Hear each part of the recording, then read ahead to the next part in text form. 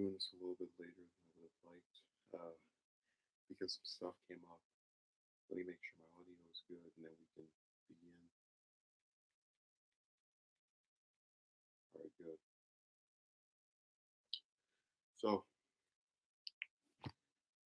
I have really failed to mention that I'm a person who's kind of, I don't want to say knowledgeable, but somewhat familiar with a lot of these different cases. Um, is this, how you saying? How you saying? How you doing, sir? Um, there's a new case out regarding the opioid crisis, where a couple of people who are related to the drug manufacturers have been caught typing these little emails to each other where they've made jokes about this, just all these people getting killed as a result of their addiction. And in hearing about that story, I was reminded of the Tylenol murders.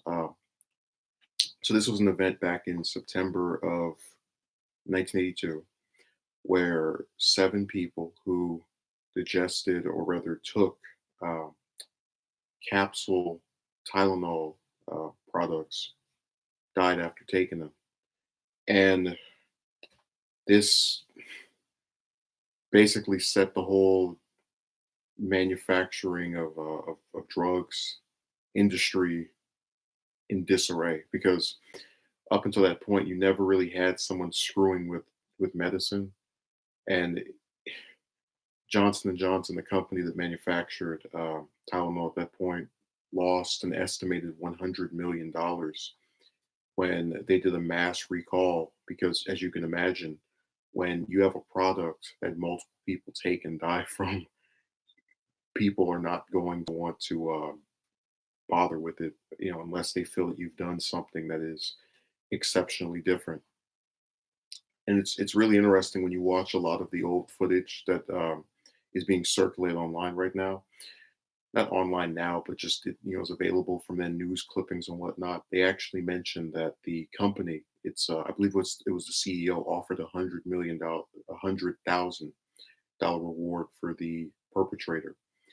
Uh, and basically the way this went down is you had a guy, some crazy person that was smart enough to know how to use what types of products to use to kill people, various poisons and whatnot, going into stores in the Chicago area and opening these capsules, pouring out the substance that actually was part of the product, and sticking in some deadly crap, closing it back up, putting it back in the box, and going out of there.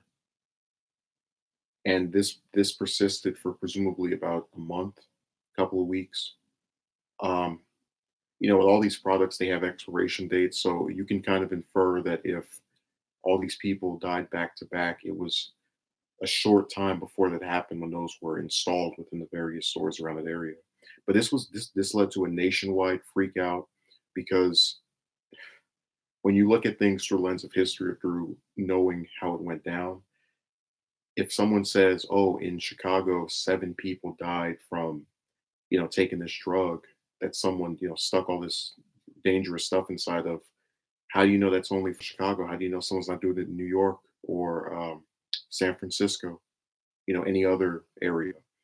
There actually was a person who wrote, I believe, to the company and was like demanding money to stop the murders or the poisonings. And there was this manhunt. They found him, but they never could get any evidence to implicate him in this. Actually, it really reminds me in that regard of the John Bonet case, where they never get the person who did it, but then they get someone who basically outright claims that they were the one who did it, which is what happened with her, where you had this guy, I think it was 5, 6 years after it happened, say, "Oh, yeah, I'm the one who broke into her house and murdered her." Uh, and everybody was so excited. We got him. They caught the freak. Then they do DNA samples of both the house and of him, and no connection whatsoever, just completely fabricated. It was the weirdest thing in the world. And it's just to deviate a little bit more, and then we'll go back to this case. There's actually a phenomenon with a lot of these various sick people who admit to crimes they didn't commit as part of an attempt to get more notoriety for doing something evil. And this was not really that heard of until maybe the 70s, 80s. It's not an occurrence that it's really funny just to kind of think about how prior to this case and these poisonings, you didn't have anyone freaking out over capsules. No one ever thought, hey, if I take this, someone might have tampered with it. And that's what I'm trying to highlight is it's really amazing to think only like 15, 16 years before, all these computers and technology, you get this major case where something that anyone could have gone into for literally decades just then decided to do that. And it caused this big uproar. But again, I'm not discussing the '86 one. I don't know as much about the '86 one as the original. I don't know the run uh, series of events. And again, this is I know a deviation from the norm because we're used to the political stuff and the broads and all that. It's just I am very diverse in terms of what I'm into and what kind of stuff I can muster up interest in or feel the need to discuss. So that's the that's the reason I chose to discuss this, but also because of the opioids thing, where like if you read the stuff that they were saying about the patients, like, oh, I don't know why people are getting all upset. Like, it's not like anyone died. Oh, wait, yes, they did. That's the same kind of sick humor that, like, it just reminds me so much of this case because a person who is going to put items in people's food without knowing who it's different if it's like, well, not saying it's justified, but when people poison someone they know, it's with the specific intent of getting back at that person. This is someone who literally had no problem killing random people that just happened to, by complete misfortune, pick up the particular ones that he had messed with and poisoned. Let's see, with all the recent food tamperings, this is really actually a relevant topic. Yeah, there's I don't know if any of you heard about it, but in the was it Dominican Republic, they're having a thing where American tourists are going over there and dying from poisoning. Like this is a pattern where people just screw with stuff. But again, the thing is that here, I was saying it's even creepier because it's just random people who happen to pick up an item and then just get screwed over it. I'm trying to see if I can find what exactly was the. I think it was cyanide. Don't quote me on that. I'm gonna look it up. Oh yeah, it was. Yeah. Oh, and by the way, so much of it. I think I remember someone saying that so much of it was put in there to where it could kill basically anyone or anything. Just completely, not like a little sprinkle or anything. Just dump that stuff in there. And I can't. A lot of times when I fault people for dying or getting murdered or whatever, I usually say they did something to lead to their own demise. But I have to admit, if I go into a store, again, if this is if I'm living in that era where there's never been anything like this, I'm not going to think someone went in there and opened the tablets up to stick some cyanide inside and screw me over or get end my life. I just that would never cross my mind. So this is one of the few instances where I can't fault the victims at all. Like again, some of this stuff is just not preventable. Um, it's really being in the wrong place, the wrong time, and that's kind of what is so interesting about this case, which is that it could happen. It could have happened anywhere. Um, there's nothing specific about Chicago to where like this particular thing can only apply here. Just the people in my state and in others happen to not have someone that was that crazy and that I guess evil to do that.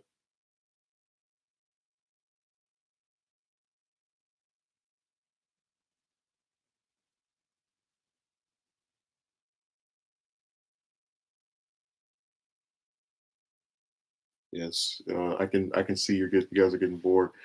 It really sucks because I one of the other reasons I chose to pick this to discuss is that unlike a lot of these other cases of murders and homicides and just evil national scandals, because we don't know who it is and because it wasn't just like when you have a serial killer, right, which is what this person was by default of the different people that died, in number.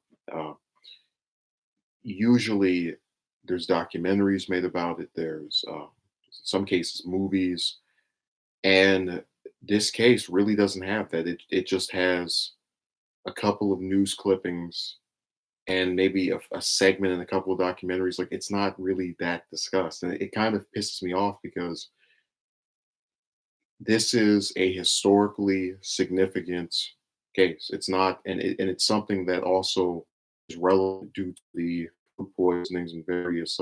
I'm sure you guys remember the ice cream challenge that's going on, where people will go into one of these markets and get some ice cream and lick it and then put it back. And stuff like that's allowed to go on, and it's not entirely similar, but it still has enough in common with what happened then. And I guarantee you, a lot of people don't even know this happened. A lot of people don't know that we just basically said screw capsules because of this case. Name me one other one of these various crime sprees that resulted in a health care product being effectively discontinued just so this company could you get my point that I hate the fact that it's not given the amount of attention it should have. And I'm one of the people who usually tries to discourage giving a lot of these cases coverage because I think when uh, you shower bad behavior with attention, it can motivate a lot of people to do evil things, which is why I was saying that with the recent Bianca Devins case, you know, this guy had his picture of her body shared all over the internet, and people were circulating that like crazy. I said, what's so pathetic about this is he is going to now be talked about and discussed by people who, if he had done anything else, whether it was work or go to school or whatever, no one would be talking about it. But in this case, it's about the fact that the effects of it are real and have lingered for decades, with or without the person who did it being caught. There was actually a person who said that a lot of times when you don't have the person who's done it be revealed, it causes these various agencies and parts of the media to not really be that interested in covering it. I said, well, they have a whole bunch of stuff about the Zodiac killer, and he, never been caught. So unless you count Ted Cruz, but you get my point. It's not something that really should be cast into the wind. And unfortunately, what I keep trying to explain to people is I'm interested enough in certain things to look it up and stumble across it and dig for it. A lot of people are not going to take the time to try and figure out what the hell happened here, what's going on, what led to this. And that's why this case will be forgotten. And that's really so disgusting because again, we have what's going on in the DR where American tourists are getting poisoned over there, um, likely purposefully. And then you have these people going in these stores and doing this to ice cream. Now, let's say I was crazy and I decided instead of doing this, I pull some out of my pocket and pour it on the ice cream and then stick it back in there. And then something happens to somebody, and then, like, only then do they bring this case up.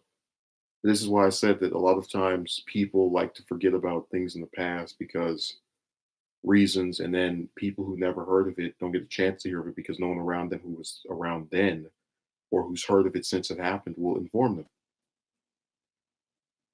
So we're leaving ourselves susceptible to a lot more, intervention from dark forces. And there was actually a person who was talking about how, um, you know, And I say this, I mention this as a person who's kind of been disillusioned by religion and things that are unexplainable. But they were saying that it almost makes the case even creepier. This idea that this person, this entity could just show up, screw with medicine, and then it has these effects of killing all these people, but then it gets ignored because it's not as sensationalized due to the fact that it wasn't the usual type of killing. It's not, oh, slash this person up, something hands on. It's just, I put something here, you happen to step into it. Hmm.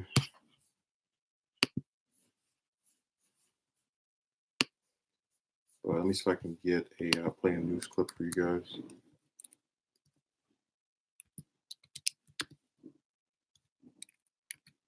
to make sure that you get some premium entertainment.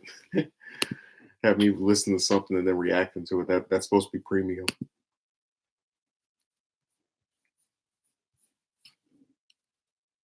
There's a really good clip on Daily Motion, but I don't feel like going over there.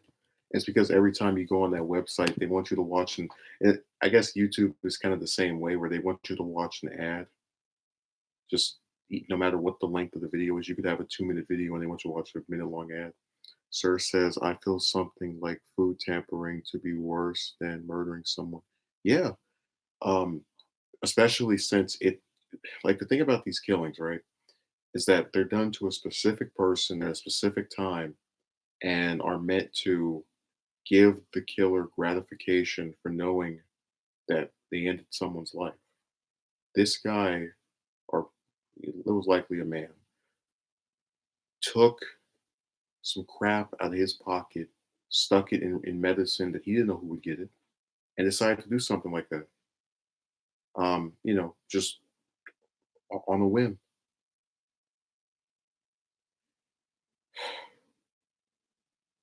It's really it's also worth noting, I should say,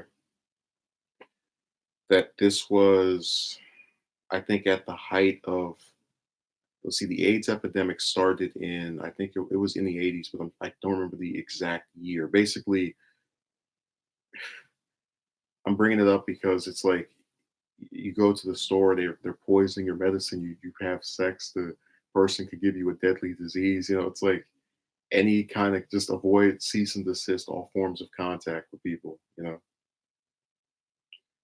But the what's really interesting is that in the aftermath of this, they were talking about getting a type of package for the tablets and various other Johnson Johnson made, and they were saying that we might not be able to get anything that's tamper proof. And that's when they have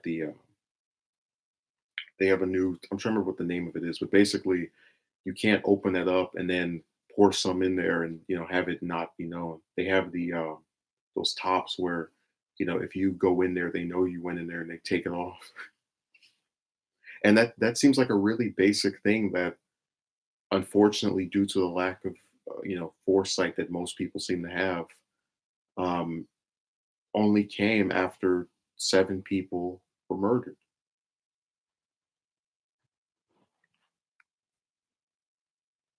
But let me get to the 86 case. And watch me have the wrong year, and then I have to correct it, and then somebody's like, "Oh, you gave me false advertising. You ruined everything." Also, I should see if I can find any ongoing. The last update was in 2011 when they were trying to see if the Unabomber had a connection to the case, um, because he lived in that area. Again, I have no high opinion of Ted Kaczynski, but I don't believe he did it. It's kind of like when they were trying to see if uh, Dahmer was the one that murdered Adam Walsh. Adam Walsh, yeah. It's like, again, guy's crazy, but this idea that he was able to be a mastermind and get away with this one case in this one area, I don't buy it. So that's the story.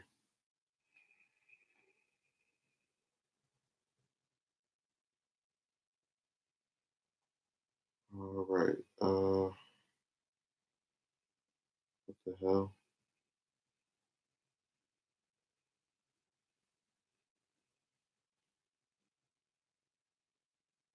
Oh, three more. Okay, so in '86, now we're finally getting to the other part of this. I apologize for the wait.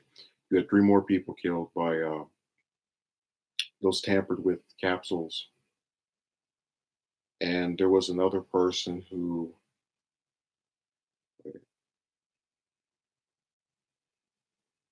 yeah, they were more poisonings a couple years later. It's seen as a copycat example, and just like the first one, they never found out who did it. So we really just have a culture where people can just screw with stuff, and like there's no way of knowing who it was. And I guess what is so disturbing to me about that is every time I go into a store and just the way I am, right? I just go there, get what I want or need, and then leave. Like I never think of looking at a lot of this stuff. I never think of checking things out I normally wouldn't. But the thing that is so disturbing is the idea that were I to do that, I can't imagine going into one of these places with all these different security cameras and being brazen enough to open up one of the products, stick something in there, and then, just like walk away, go hee hee hee hee. And that's exactly what that was. I kind of try to avoid the, I guess, attempts at condemning this stuff because it's kind of obvious from the way it's being spoken about that I don't agree with this kind of behavior. But there was the part of me that almost said that it's kind of in a way when people go online and they write nasty stuff that's meant to hurt people's feelings and they hide their faces. It's kind of it's a much less damaging version of this where it's like that thing of anonymity where you want to inflict some great damage, but you also want to make sure you're free of consequence from it.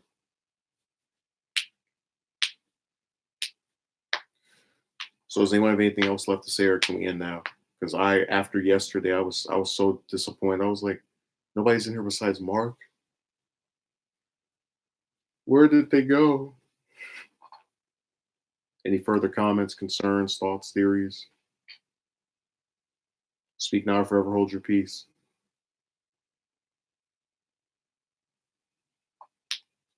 In conclusion, a very creepy case that gets very little coverage because it wasn't as hands-on. It's relevant because of the Dominican Republic food poisonings as well as the ice cream challenge. Uh, all in all, it is a tragedy of consequence that is too often forgotten. And because of that, you're going to see more.